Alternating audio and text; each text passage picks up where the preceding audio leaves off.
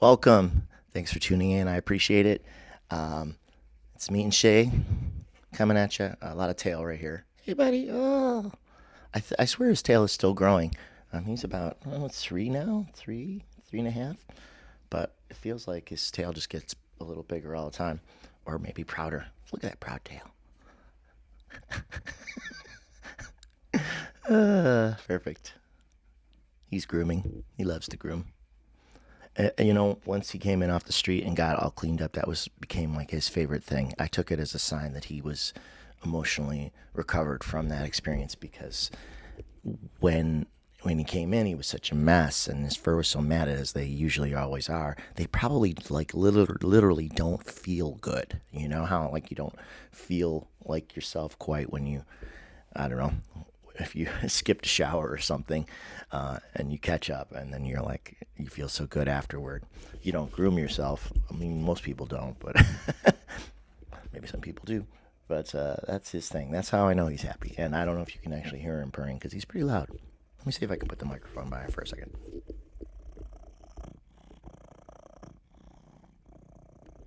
All right. Unknown because I can't hear what you hear. I'm not wearing headphones to hear back what I'm saying or doing. So I know the microphone obscures my face a little bit. Sorry about that, but it's really the best way to do this because then I don't have to speak loudly. And I don't like to speak loudly on these videos because, one, I hope they're calming for the most part, and two, they're meant to be calming for me too. I find that just sort of the comfortable monotone is helpful, maybe hopefully for you and for me both, which is what I just said. So I got some coffee here, my mug from Steve, and here we go. Cheers. So, where to begin? This will definitely be a rambling kind of video given all that's going on and that I haven't been on in a while. I'll do my best to not lose you in the weeds. Wow. So there's a ton going on. And we could focus on the chaos, but that won't really be useful because, like in my last couple videos, I said that the chaos is the point. Like that's what they are, and dwelling on them or the whys of that doesn't get us anywhere. The chaos is chaos for its own sake, and to keep us off balance. And what we want to do is separate from that as much as possible. Stay in the inner focused world as much as possible. I don't necessarily mean retreating from life, but I mean like keeping your internal self calm in the choppy seas of the everyday news. So, and that's easier said than done for everybody, including me. Every day is different. Some days I feel like, yeah, full steam ahead. I'm doing my life, day at a time. Don't look too far ahead. Don't get too far down the road. I mean, it's good to have plans. It's good to know what you would do in certain types of situations if things took a turn this way or that, so that you feel prepared. I certainly have enjoyed buying bulk foods for my little pantry. I have two pantries actually. I have an actual walk-in pantry in my kitchen because this house was built in 1890, so it's got an old school pantry. And so I keep goods there, but I also have a pantry downstairs. There's a short extension to my house that was put on at some point, and so there's an extra room at the back of the house and on both floors, and it's not insulated, so it's still cold. Because it's still cold in Buffalo. It's still like 35 degrees. We are not warming up. Tomorrow's going to be warmer, closer to 50, I believe, and then maybe 60 on Monday. But it's definitely yo-yoing a lot lately and was cold this week, which, I don't know if that really helps the mood when you don't get all that sunshine, that vitamin D or whatever.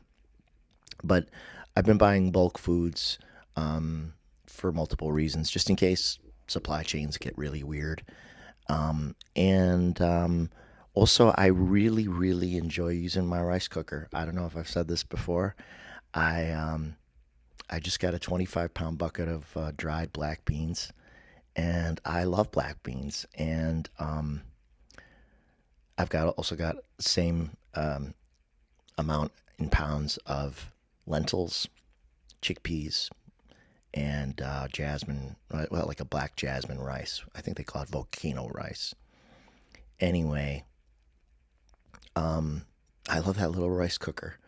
Like, if I had to eat those things every day for a year or two because there wasn't other food available, I could literally survive and be reasonably happy.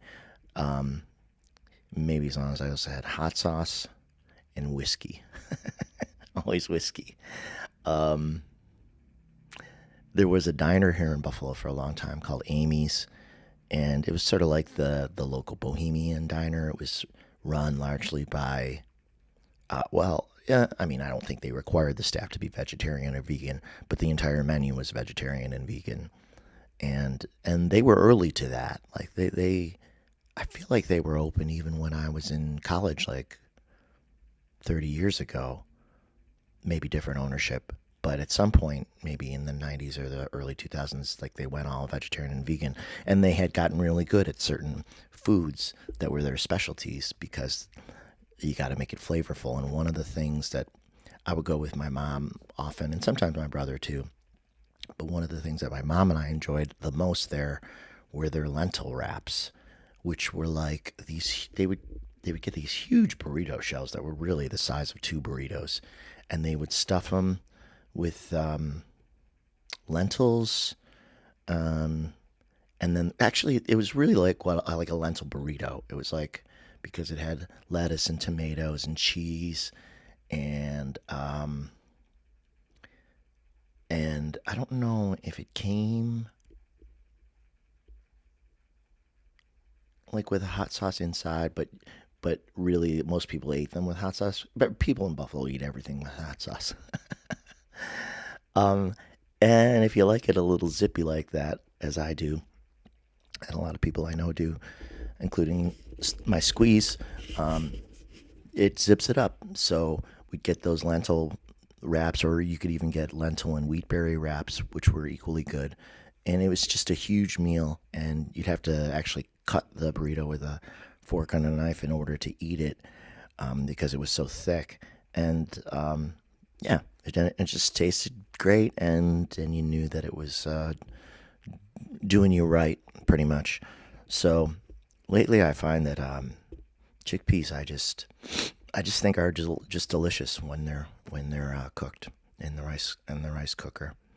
Um, so so far, all those things seem to be able to be cooked in the rice cooker. I mean, rice, the chickpeas, the lentils come out fine, um, and the black beans too. They all do. So if you don't have a little rice cooker, I strongly recommend it because this was kind of nice. You just put them in with enough water. Usually, it's like by volume, 1 cup of beans is you add 2 cups of water for every 1 cup of beans by volume. And with this particular one, and probably most of them, you just push the button down and it stops cooking them when it's done. I don't know how it knows. I don't know if the weight shifts or something, or it's just a time cycle, and then it keeps them warm until you want them. And yeah, so I don't know why I started there, but I did. So I did. So 9 minutes of beans off the top.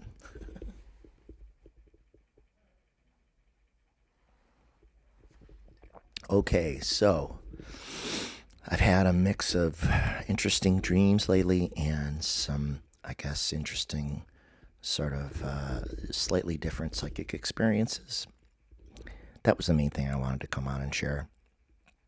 I would say about 3, 4 weeks ago now, I, well, let me back up first and say that for years, I have often when I am in bed and close to sleep and praying in bed, usually on my back, eyes closed, meditating, praying, trying to like envision, white light around me and white light around the house, around Shay, around my family at a distance, around friends. I pray for a lot of people who have watched me over the years, and try to send little bits of light and healing to friends, and like my friend Rose, who's undergoing an infusion treatment right now that she just started, as an alternative to a cancer treatment.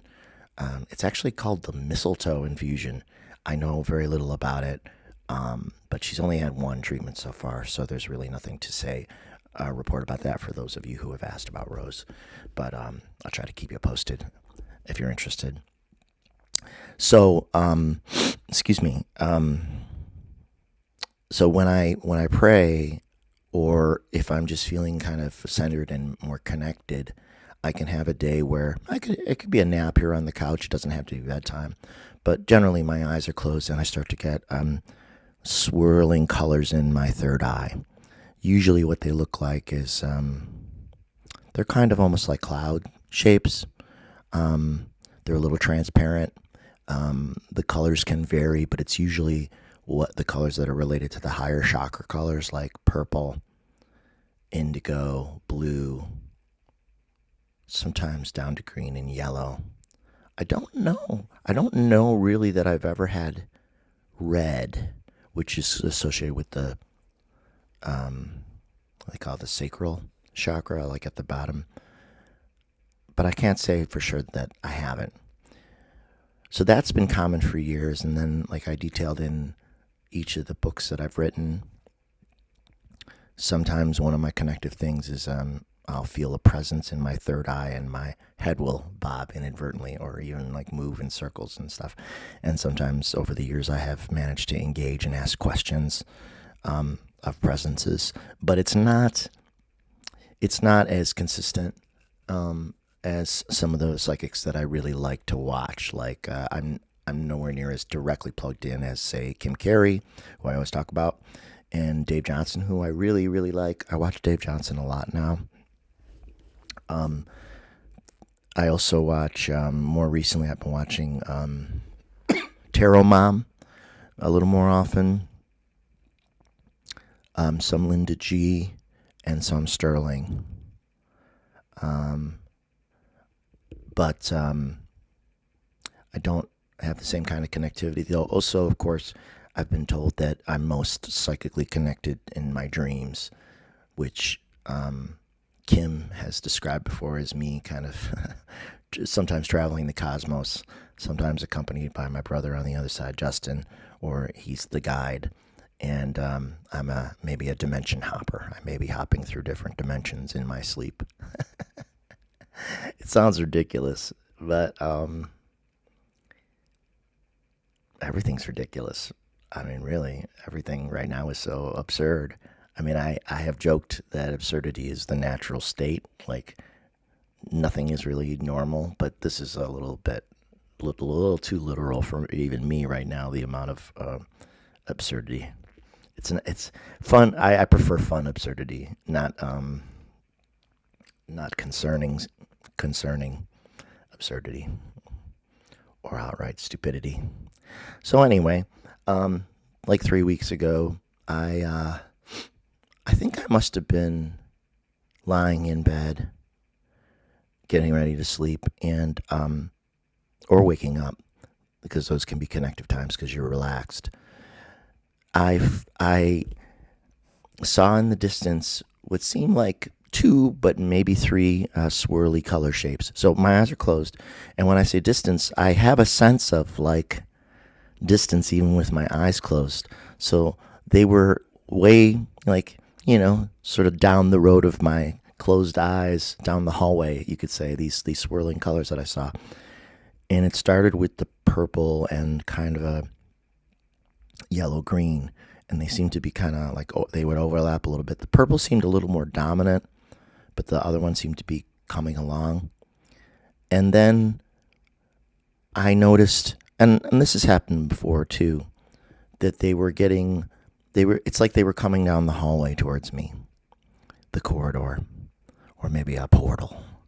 And it was taking some time to travel, but I could see the reason I felt the sense of distance is because they were getting bigger in my third eye. And there have been other times when they don't get bigger. They kind of like stay at a particular distance, and that's how big they appear to me. And as the kind of shapes kind of overlapped and formed, I'm pretty sure I've often feel like I'm going to see faces in there of some kind. Not entirely sure if they're human faces, but sometimes I'll see what look like human eyes.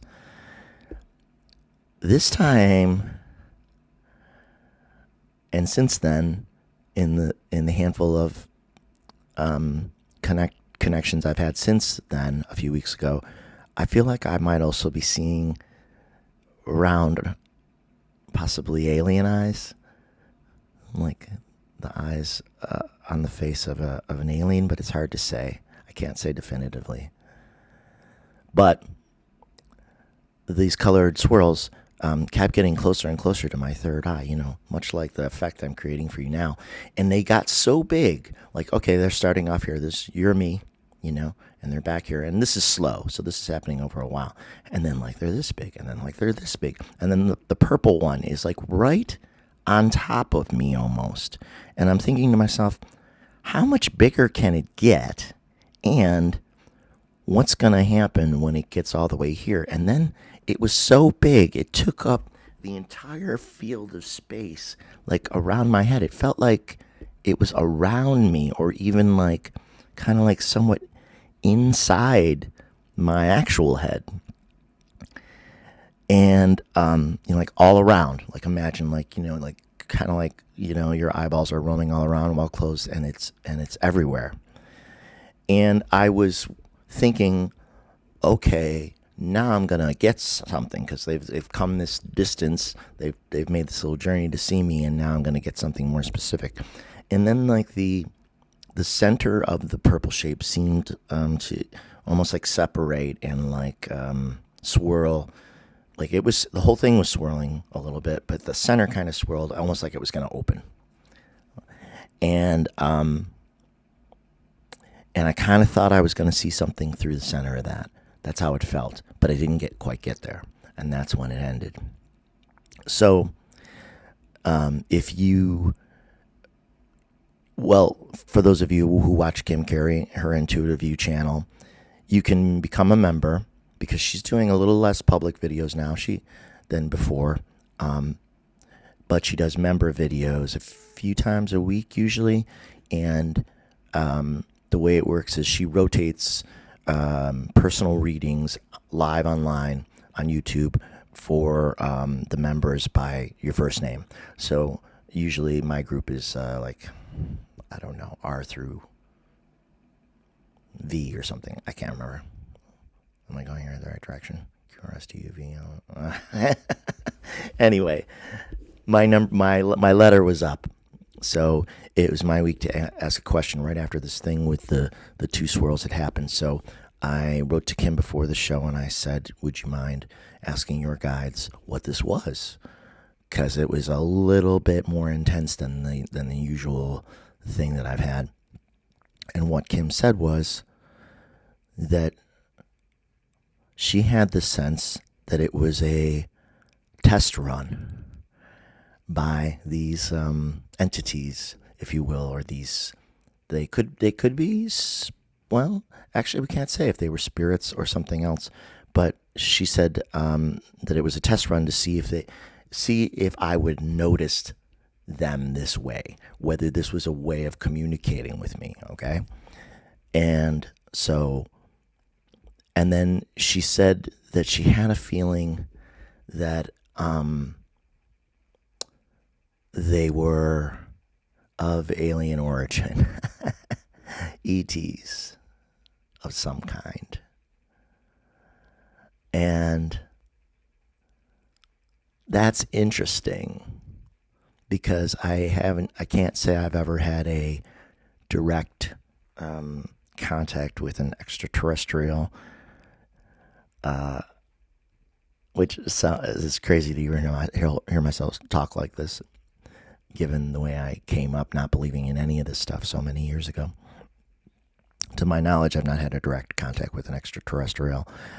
before, but I've definitely experienced other types of life forms in my dreams, no doubt, whether real or imagined. But I tend to think that I'm sometimes getting glimpses of other places. I can't recall all that. I can't go into all that history right now. It would take too long. But those of you who've watched me a long time know what it is. You know about it. Where do I get comfortable? Okay. So she said, yeah, it was like a test run for them to see if they could reach me. And so the answer is the test run was successful.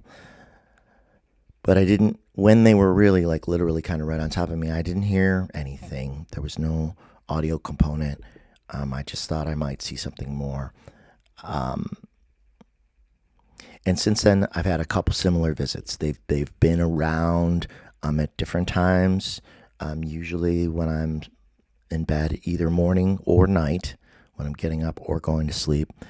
But it hasn't gotten any more specific than that. Like the level of connection hasn't gone up. And I wonder, excuse me, if part of that is because things are so chaotic right now that it may be interfering a bit in my ability to connect more directly. Not sure.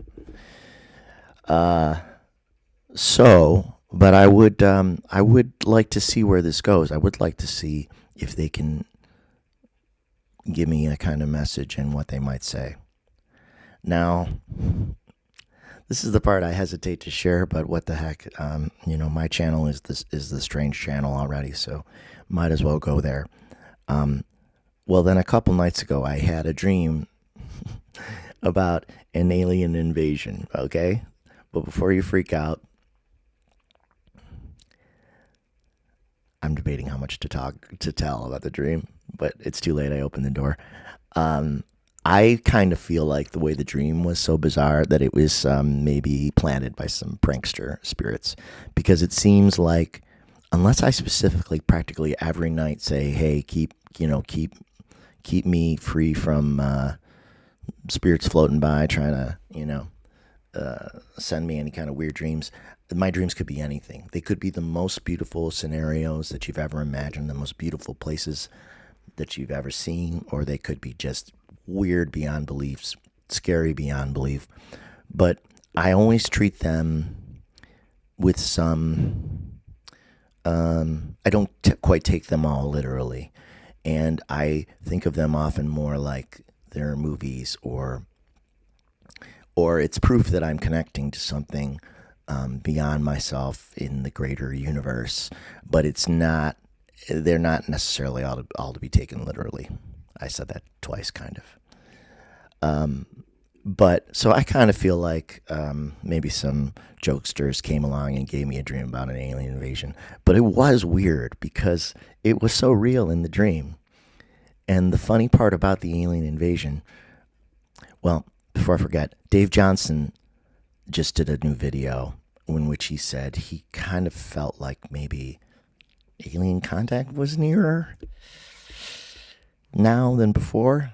I don't know. So I don't know if this is tied in or not. We'll find out, I guess. But in the dream, the aliens were so strange and different from us that they were like incomprehensible, and we were like a mystery to them too. And I told my mom in a text, if you ever saw Star Wars, the original, there's a character named Greedo, and he's a green kind of almost like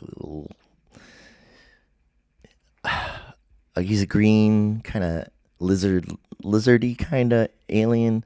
He's actually kind of cute looking in the movie. He's got kind of buggy eyes, and I think he's got little suction cups on his head or something.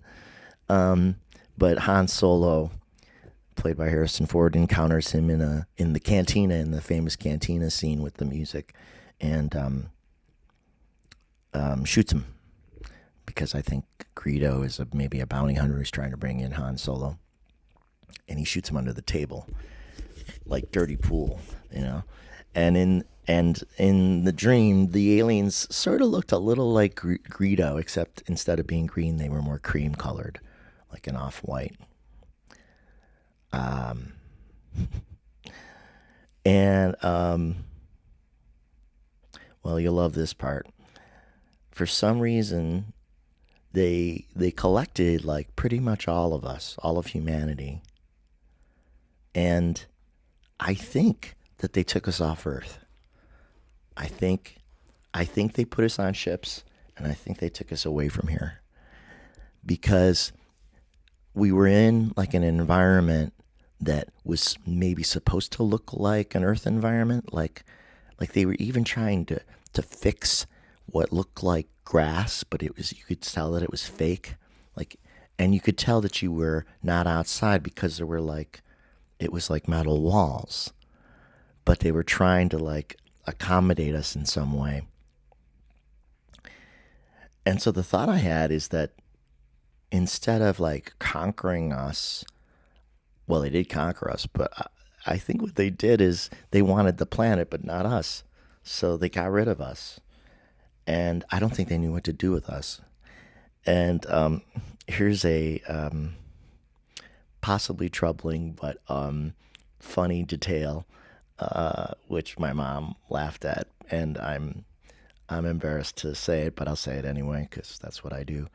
I don't know why, but they made us all like they had, everybody was naked. They had stripped naked, and and to exist on this ship, I believe we had to have an air tube in our mouths, and we had to have another tube in our nether regions to get rid of waste. So literally, the joke, the extraterrestrial joke came true. Like we had the anal probe, which is terrible. And like I don't know why those details are in the dream because my brain is just so weird, and I can only imagine the comments.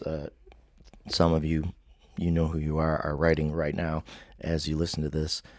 Um, why that detail is in there, unless it's just part of the joke somehow, of the perverse joke. But that was part of it too, and yeah, we definitely had to put the tube in our mouth to uh, to get air.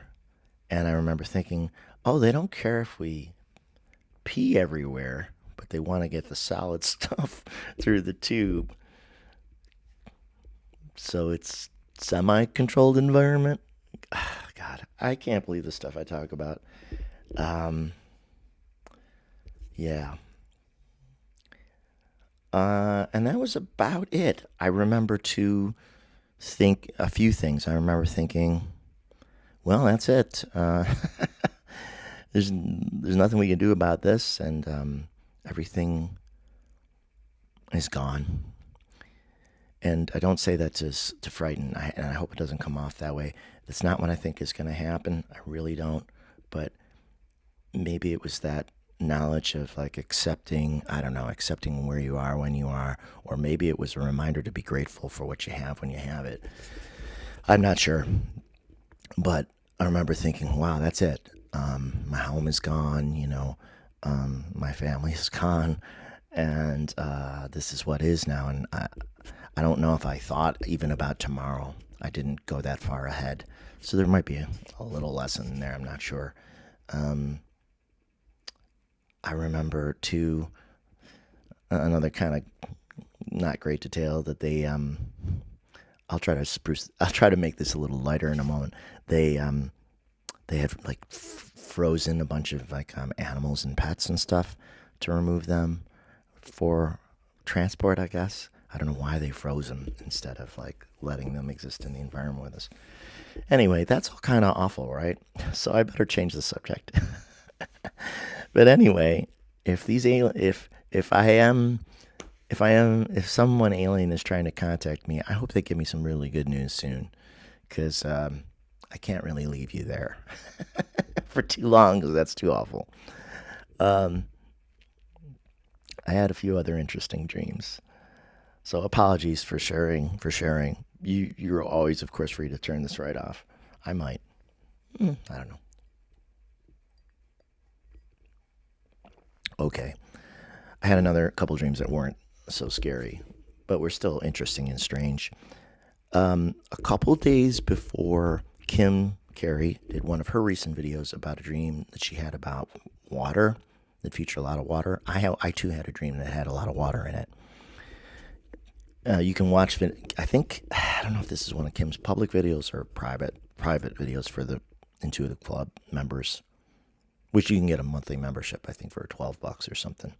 I think it's worth it because I think she's awesome. But I know money can be tight for a lot of people. Is tight. In her dream, it was something about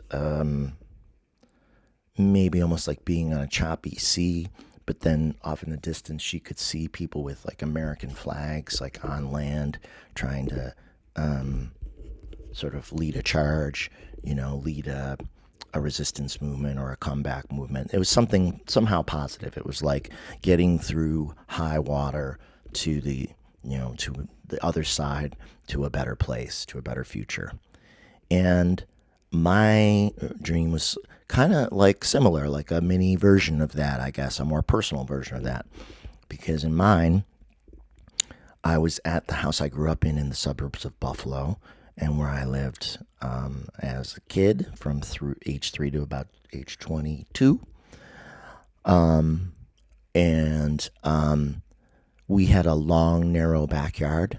I've probably told you about that before, with tree lined, very old trees, enormous trees, which were really a pain in the neck for my mom to deal with because we had a ton of leaves every year.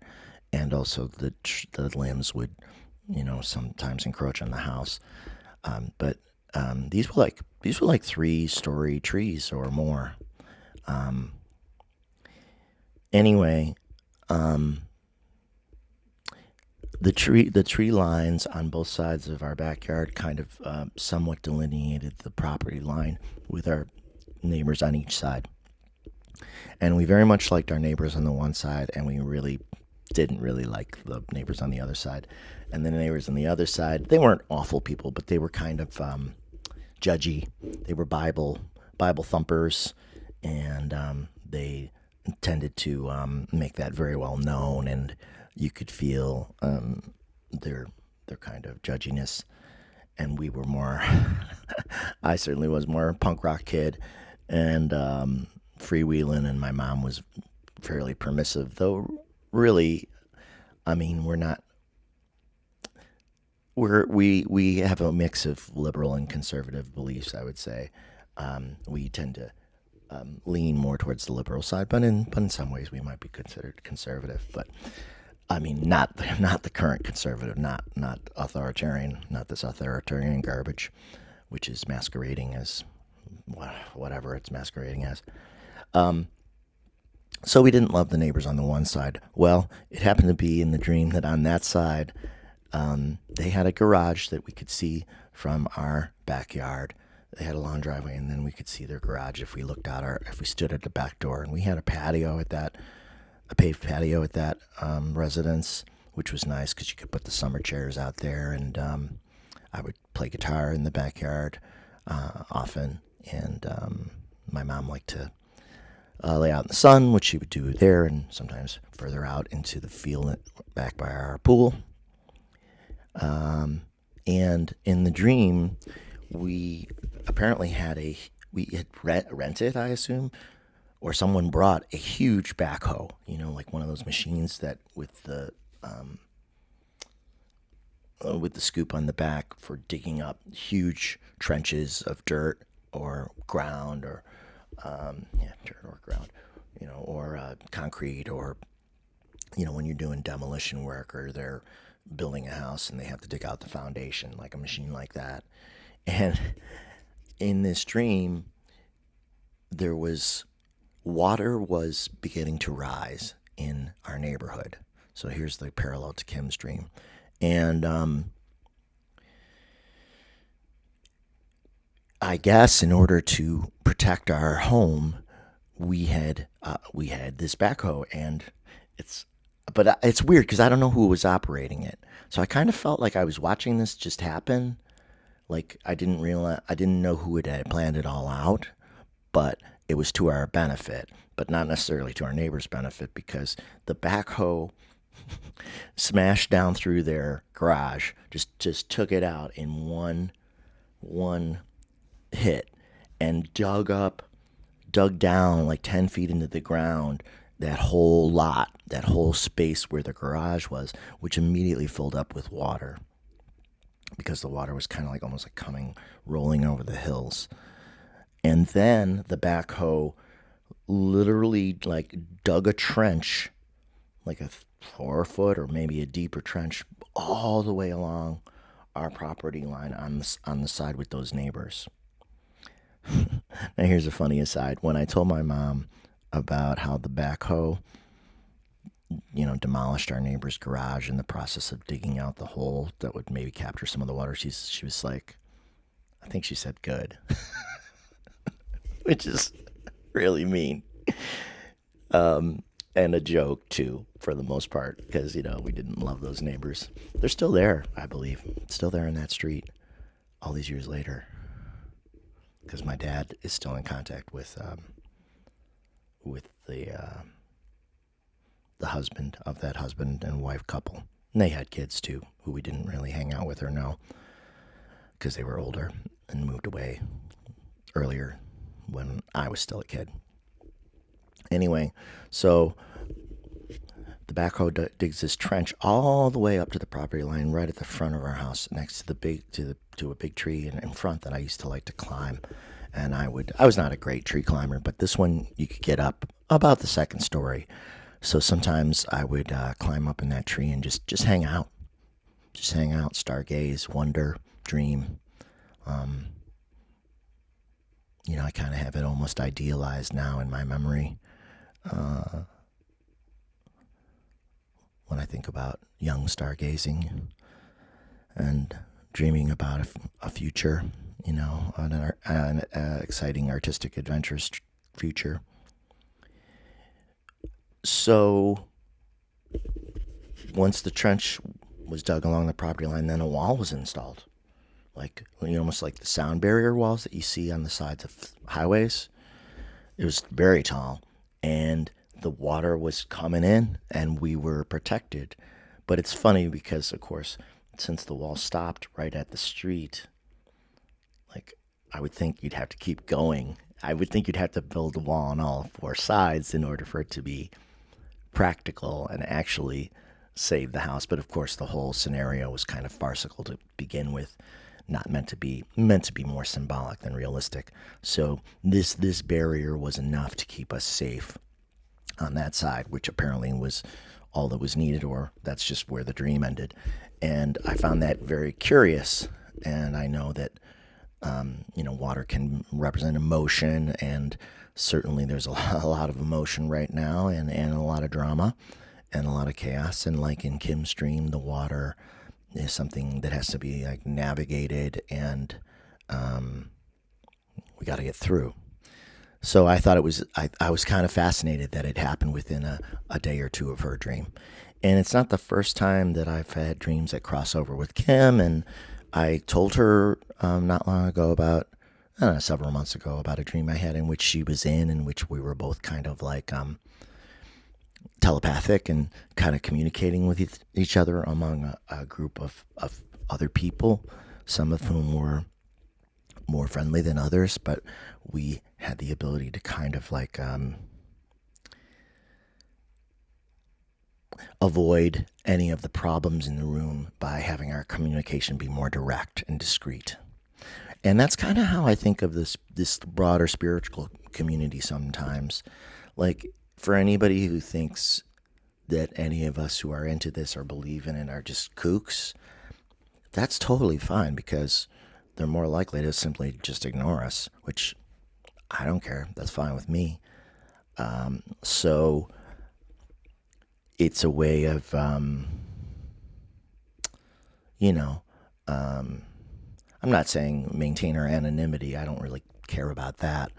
But it's a way to like get along in the world by sort of knowing something maybe not everybody really knows, or being tuned into something that not everybody is aware of. And I don't mean that it means your life is going to be all roses, but maybe it gives you just that little slight insight that helps you avoid problems. It helps keep you more connected to spirit and walking a lighter path, and keeps you safer from trouble, and you meet like-minded souls as you go. They may be fewer than the general populace, which sometimes seems like it's kind of asleep to what's going on, but you do meet them here and there, or you at least meet good people, like people, whatever their belief system is. They don't have to believe in an endless universe or an omniscient creator or things that I believe in, but they are inherently good, and they act from their best selves. They have a sense of morality, a sense of what is innately right and wrong, that has nothing to do with the law. Okay, pardon me.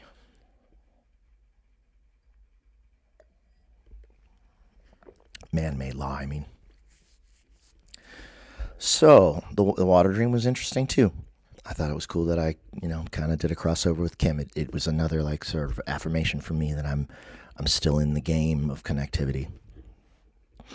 And then here's the final dream I think I'll share today, and then I'll get out. I had a dream within the last 2-3 weeks about being in the Old West again, like early 1900s or late 1800s America, small town America, cowboy hat America.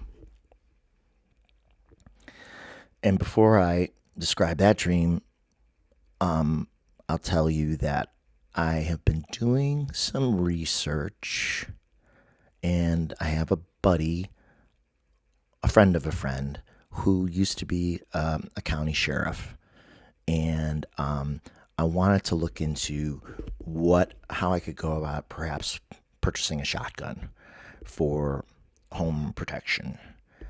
Not to say I certainly hope I never need one, but one of the arguments I've heard for why authoritarianism is less likely to take root in America on the whole is because it's an armed populace.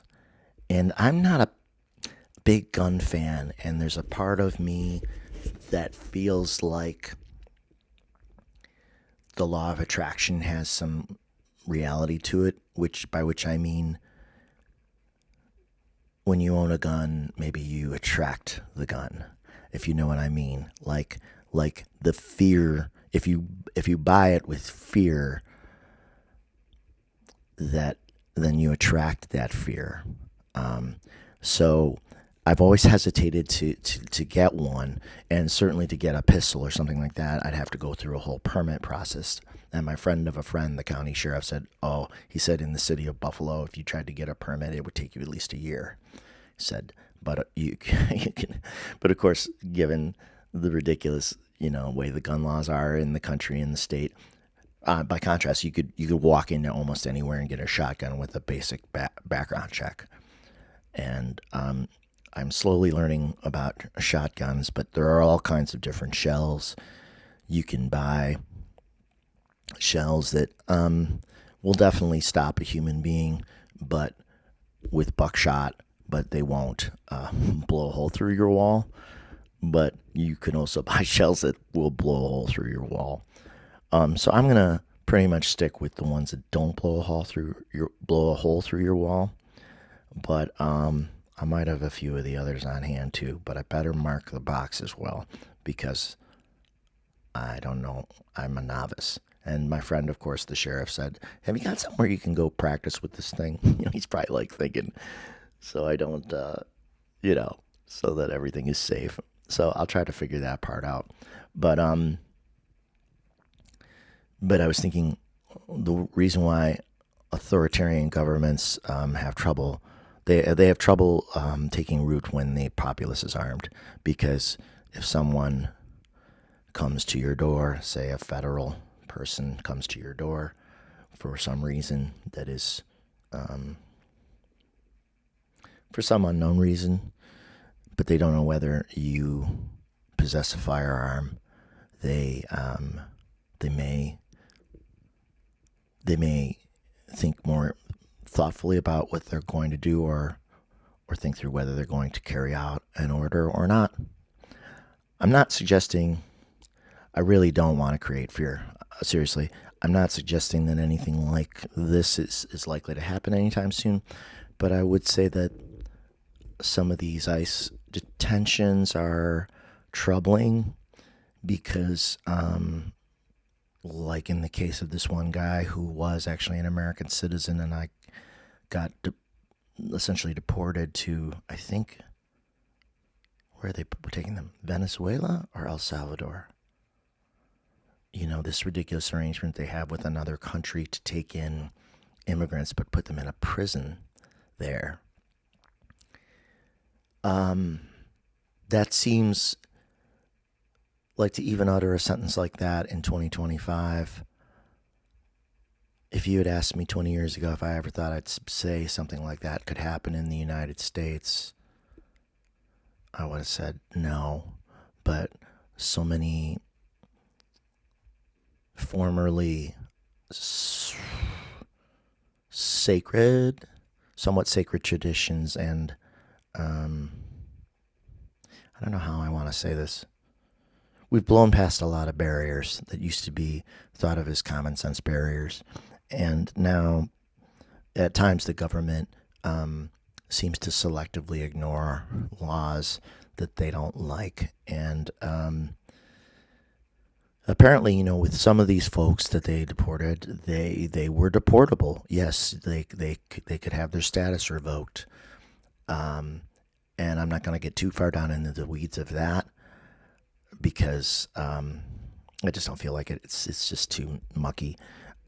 There's obviously going to be a lot more debate about that to come. But I think that once you get into where, an American citizen is actually ejected from the country, essentially illegally, and that's what the Supreme Court ruled 9-0, that the government has to go and get this guy back if they can, because now he's in a foreign country and under their, jurisdiction, essentially, even though we put him there.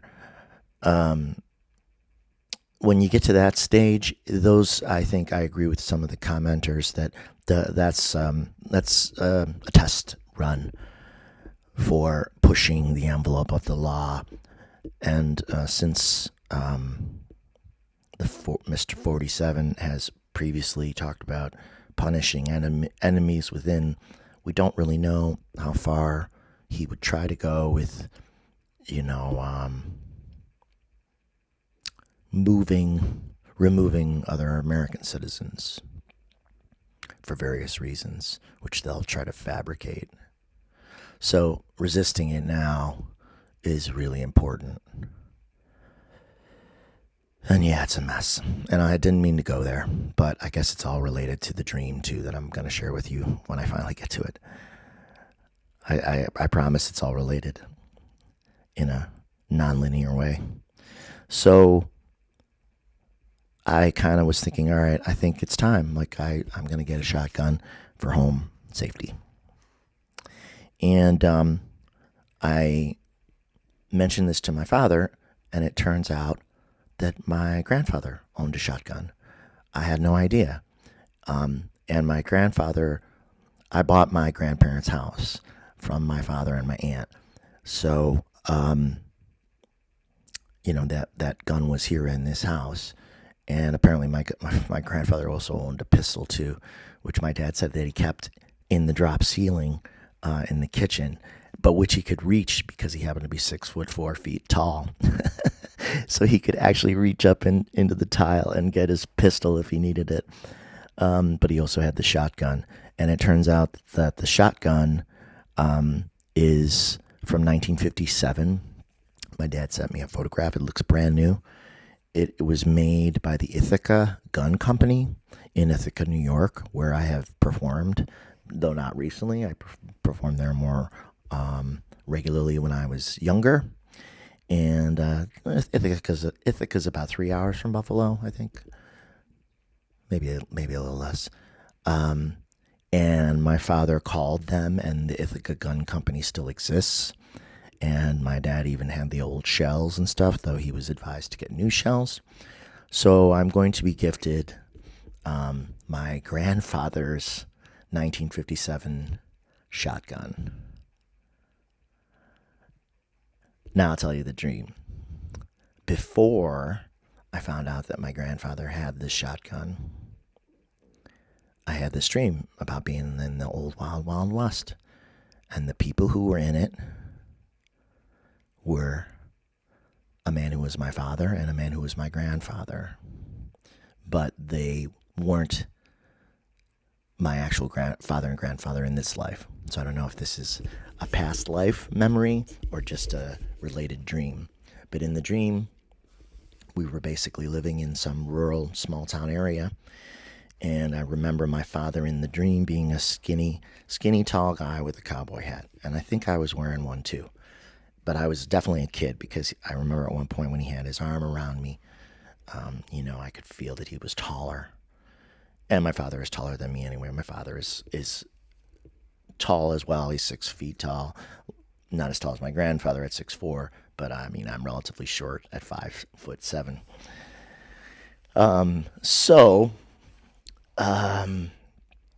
So I remember like walking with my father in this dream in his cowboy hat and like his arm around me and, just jawboning. And then like being in the town. Oh yeah, and a few more things are coming back to me now. I remember at one point my father in the dream like pointing at a hill in the distance that was very steep, and he was like, we're gonna climb that hill and get into town, and then I guess we're gonna come back. And I had this sense of like that it was gonna be quite an effort for us to go there and then come back, but that we did. And I wish I could remember if anything happened while we were in town. But I don't think it did. I might have written it down. I'm tempted to look, but I'm going to leave it so as not to make this any longer. That's really not the point anyway. So we went on some trip together, and then we came back. And when we came back, I remember walking up the drive with my father in the stream to where my grandfather was, and presumably my grandmother too, in a pretty nicely manicured lawn and small, modest, but very like nice looking house. And the whole front yard kind of had like this, it kind of felt like an enclosed garden, like a kind of cool space. And my grandfather was actually outside, and it might have had like one of those like, pull up circular driveways where you go around, but I don't think it was paved like a modern driveway. It just was cut that way somehow. And I remember the lawn and like maybe like a low roof on the house and perhaps pillars and maybe even like hanging plants. Like it felt natural and alive. And I just remembered in the dream, both my father and my grandfather were named Hank. Now I think the joke here is that I think that's why this one also comes from spirit, but good spirits, because for several years, from about 2002 to about 2012ish, I've mentioned before that I happened to perform in a Hank Williams Sr. Cover band called the All Hank Band, and throughout that whole period, I was still doing my own music and other things. I always have had interesting side projects based on my whims.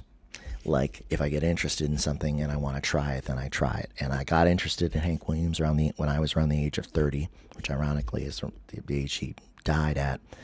And I found his songs really moving and surprisingly, and I found that they seem to represent like they were tied into early folk music and blues and sort of are at the center of a lot of the American music of the last mid-century that informed rock and roll and everything that came after it.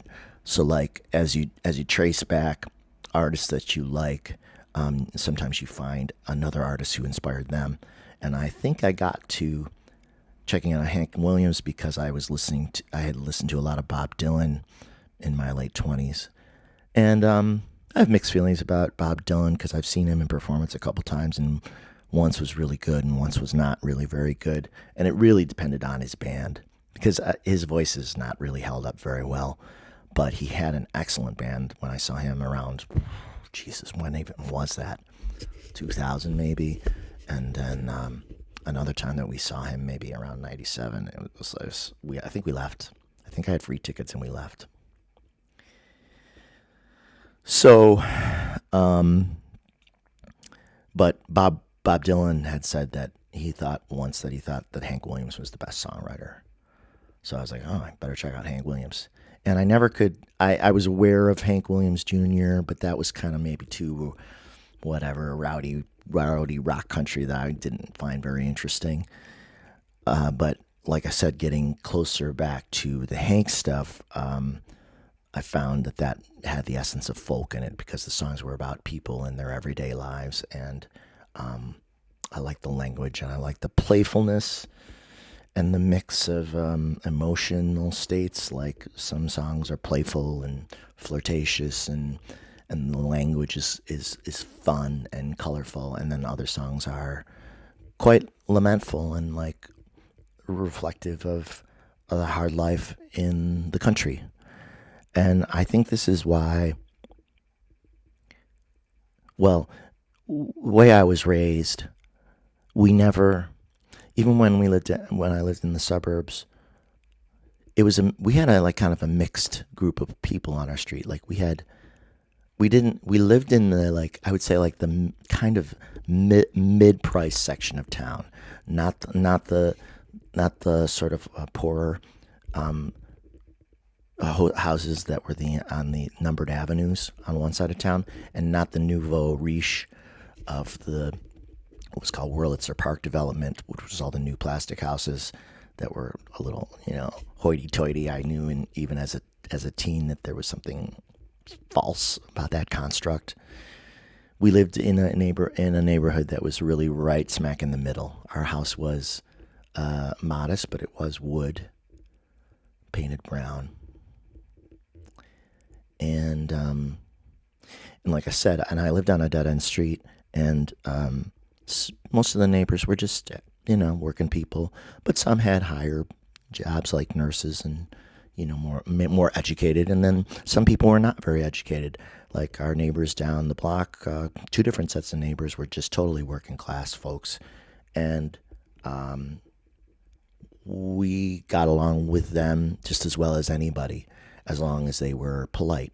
Like our one set of neighbors were the Burketts, and they were, I don't mean this in an insulting way, they were just like, they were grease monkeys, they had cars on the lawn and they worked on cars in the garage all the time. And I hung out with Gary, and he was a wild child, and I heard some of my first swear words as a kid from hanging out with him. But they were nice. They were not like us, really, but they were decent people. And we know in some sense they looked out for us, and we looked out for them. And my mom still sees Gary Burkett around town because she still lives out that way in a different house in a different, newer section of town, but she still lives that way. So all this to say that I never, ever looked at people based on their income, their class, their education.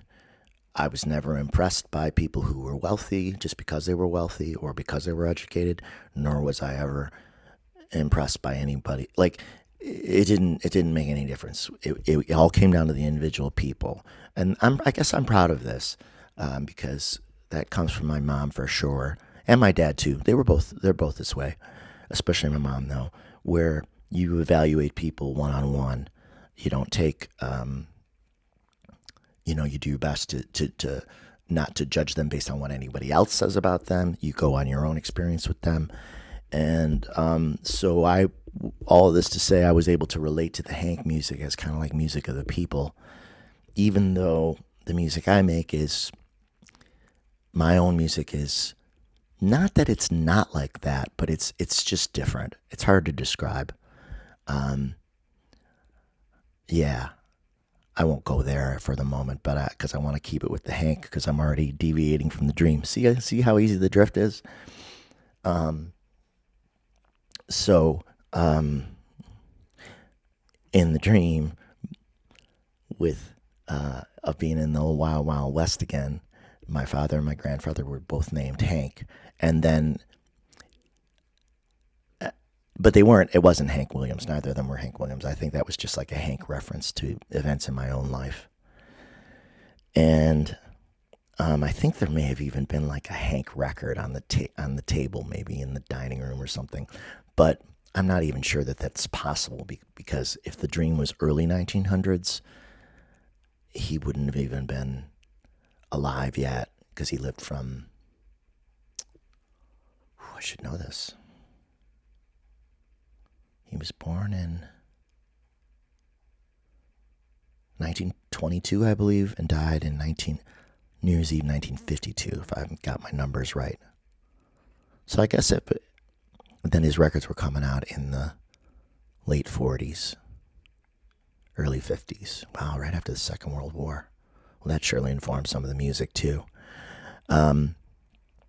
So the time period doesn't quite match the dream because I feel like the dream was a little earlier than then, but maybe it wasn't. It doesn't really matter.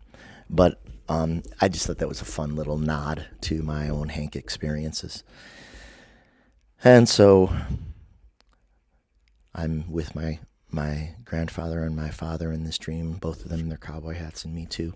And then I wake up, and then a couple days later is when I'm discussing maybe getting a shotgun with my father, who mentions that he has my grandfather's shotgun and he's happy to gift it to me. So soon I will have it. And that's where I'm going to stop. That's a lot. If you made it to the end, God bless you. God bless you anyway. Thanks for listening. Feedback is always welcome. If you enjoy, I guess you could call it my manner of storytelling, you might enjoy my books, which are available on Amazon and through my website, robfalgiano.com. It would be great to get a few more sales because I got a notification from Amazon that they were going to maybe suspend my seller account because I haven't had a sale in a while. But now I'm begging for sales, which is really lame, which is why I never do this. I'm just a terrible salesperson. Actually, I'm a very good salesperson for things that aren't me. I can sell other people's stuff all day, but I can't sell my own very well. Anyway, you've heard this lament before. It's nothing new, but it's not really a problem. Or, of course, you're welcome to listen to the playlist of me reading my book on this YouTube channel. I do need to get back to reading book 2. I have a lot I could write for book 3, and parts of book 3 are already written, but God knows when I'll get to it. There's so much else going on that I won't even get into right now, but there's so many things going on. I don't really ever feel bored. I mostly wonder how many of these things I'm ever going to be able to put out, because I'm trying to have a life now too, I didn't used to try to have a life really. I would just make art. Now I'm trying to make art, do concert promotions, work my day job, and have a life too. So it's pretty full, and try to swim once or twice a week or bike. Anyway, that's my story. What's your story? Okay, take care. See you soon.